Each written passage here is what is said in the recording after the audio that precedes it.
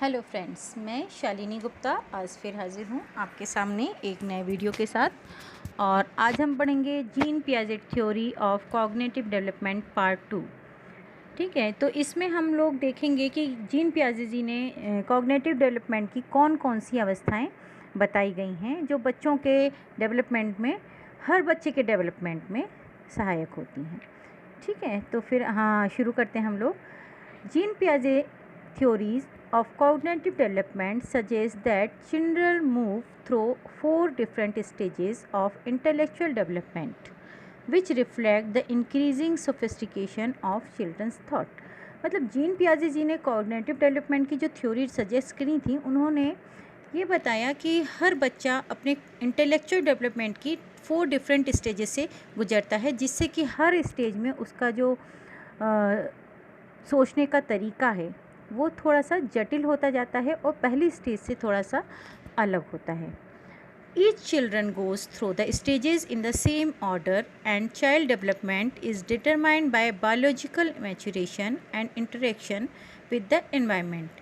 हर बच्चे का जो डेवलपमेंट है उनके अनुसार, जीन पियाजे जी के अनुसार, हर बच्चे का डेवलपमेंट एक समान ऑर्डर पे होता है। मतलब हर बच्चे के डेवलपमेंट की स्टेजेस उनके अनुसार, उम्र के अनुसार होती है। Each stage of development the child thinking is the qualitative different from the other stage, that is each stage involves a different type of intelligent. अब पियाजे जी का मानना था कि डेवलपमेंट की जो स्टेजेस होती हैं उसमें बच्चों की जो थिंकिंग है हर स्टेज में एक अलग क्वालिटेटिवली डिफरेंट होती है उनकी सोच। एक स्टेज में बच्चा जैसा सोचता है वैसा ही वह दूसरी स्टेज में नहीं सोचता है।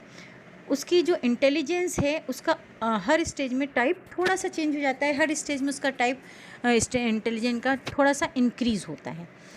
तो अब हम देखते हैं कि जीन पियाजे जी ने कौन कौन सी 4 स्टेजेस दी थी।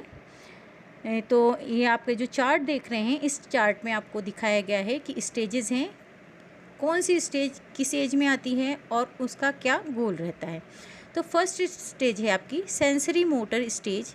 ये स्टेज जन्म से 2 साल तक रहती है, इसे ऑब्जेक्ट परफॉर्मेंस स्टेज भी कहते हैं।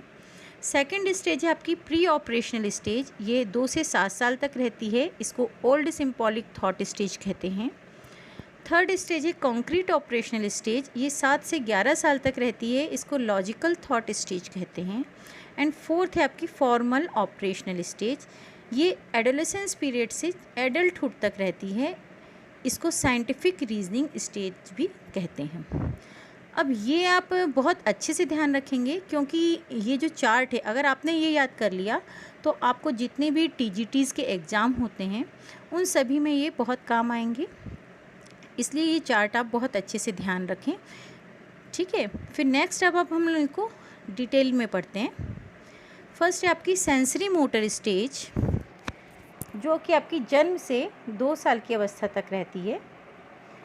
इसके जो मुख्य कैरेक्टरिस्टिक्स हैं डेवलपमेंट स्टेज के, वो हम देखते हैं।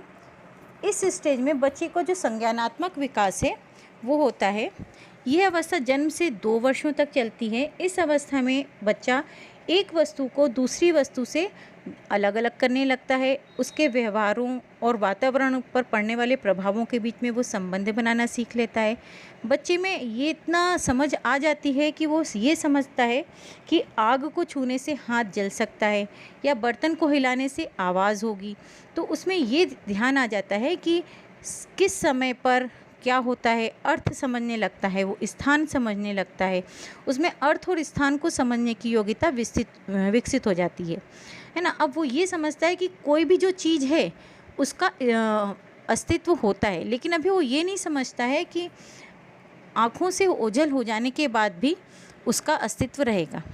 ठीक है, तो इसमें इस अवस्था की जो मुख्य विशेषता ये है कि वो ये जानने लगता है कि वस्तु का स्थायित्व होता है। बच्चा इतना समझने लगता है कि नज़र से ओझल हो जाने के बाद भी वस्तु का अस्तित्व कायम रहता है।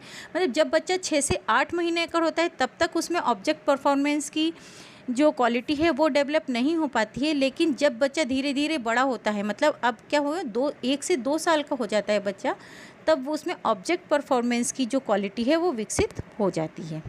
ठीक है। फिर नेक्स्ट स्टेज आएगी आपकी प्री ऑपरेशनल स्टेज या पूर्व संक्रियात्मक अवस्था। ये अवस्था 2 से 7 साल तक रहती है। इस अवस्था में बच्चे की बौद्धिक योग्यता और चिंतन योग्यता में थोड़ी सी कॉम्प्लेक्सिटी या जटिलता आ जाती है।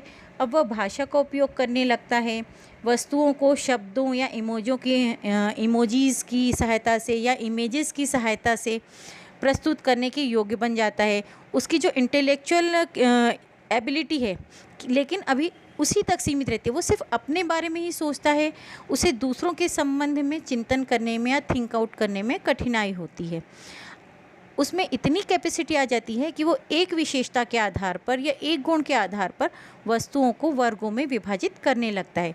जैसे यदि वो ए वस्तु को बी वस्तु में ए और बी 2 वस्तुएं हैं, उनमें एक कुछ क्वालिटी समान देखता है तो वो समझता है कि दोनों वस्तुएं दूसरे गुणों में ही एक समान होंगी। इस अवस्था में वो नंबर्स सीख लेता है और कंजर्वेशन कॉन्सेप्ट भी उसमें विकसित होने लगता है। इस अवस्था में बच्चों के चिंतन में थोड़ी सी फ्लेक्सिबिलिटी नहीं होती है, वो सिर्फ अपने ही तक सीमित रहता है बच्चा। ठीक। फिर आपका नेक्स्ट जो स्टेज आती है वो है आपकी कंक्रीट ऑपरेशनल स्टेज। ये स्टेज आपकी 7 to 11 ईयर्स तक रहती है। इस अवस्था में जो बच्चे हैं उनमें लॉजिकल थिंकिंग की योग्यता विकसित हो जाती है और इस आयु में बच्चे जो रहते हैं नंबर्स, मास, वेट, इनका कॉन्सेप्ट उनमें विकसित हो जाता है।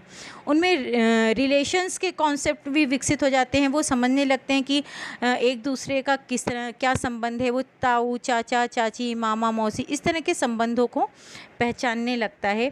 ये भी समझने लगता है कि एक वस्तु और दूसरी वस्तु से किस तरह समान है या किस तरह से भिन्न है।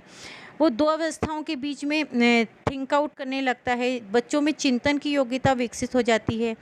उनमें अब जो आत्म केंद्रण की प्रवृत्ति थी वो कम हो जाती है और वो दूसरों के बारे में भी सोचने लगता है। अब उसमें ये चीज़ समझ में आ जाती है कि छोटी वस्तु और बड़ी वस्तु में क्या अंतर है। वो ये समझने लगता है कि एक जो छोटा गिलास है लेकिन वो साइज़ में मोटा है और एक लंबा गिलास है और वो पतला है, तो दोनों में जो क्वांटिटी है वो सेम आएगी। इस तरह का कॉन्सेप्ट बच्चे में विकसित होने लगता है। तो इसलिए इसको हम कंक्रीट स्टेज भी कहते हैं, क्योंकि वो जो सामने चीज़ें दिखती हैं उनके बारे में लॉजिकली थिंक करने लगता है। ठीक है। फिर नेक्स्ट आपकी स्टेज आ जाएगी फॉर्मल ऑपरेशनल स्टेज या इसको हम अमूर्त संक्रियात्मक अवस्था भी कहते हैं। अमूर्त संक्रियात्मक अवस्था मतलब कि जो चीज़ें सामने नहीं दिख रही हैं उनके बारे में भी अब बच्चा सोचने लगता है। उसमें लॉजिकल कॉन्सेप्ट विकसित हो जाता है। इस अवस्था में बच्चा एब्स्ट्रैक्ट आइटम के बारे में सोचने की योग्यता रखने लगता है। लॉजिकल प्रपोजिशन भी समझने लगता है। किसी समस्या के भिन्न भिन्न तत्वों को अलग करने और उनके नए नए समाधान खोजने की योग्यता आ जाती है उसमें। इस अवस्था में बच्चा कुछ कल्पनाएं होती हैं या परिकल्पित जो समस्याएं होती हैं उनके बारे में भी समाधान सोचने लगता है और उनकी जो रीजनिंग की क्षमता है, क्रिएटिव थिंकिंग है, एब्स्ट्रैक्शन की योग्यता उनमें विकसित हो जाती है। वो कुछ अभौतिक वस्तुओं की जो फिज़िकली सामने नहीं ही दिखती हैं या थोड़ी मेंटल डिफ़िकल्टीज़ होती हैं उनकी भी समस्याओं के बारे में सोचने लगता है, अपने विचार उनके लिए व्यक्त कर सकता है। तो यहाँ हमने देखा कि जो आपकी पियाजे जी थे उन्होंने 4 अवस्थाएं दी हैं। इन चारों अवस्थाओं में ये देखा गया कि पियाजे जी का ये मानना था कि चारों अवस्थाएं इसी उम्र में बालकों में आती हैं, लेकिन बाद में इवैल्यूएशन करने पर यह पाया गया कि हर बच्चे में ये स्टेज उसी उम्र में नहीं आती हैं। बच्चों की वातावरण, उनकी पृष्ठभूमि, मतलब जिस तरह के वातावरण में वो रहते हैं, उनका क्या बैकग्राउंड है, उसके आधार पर उनकी ये जो चिंतन की योग्यता है वो थोड़ी से आगे पीछे उम्र में हो सकती है।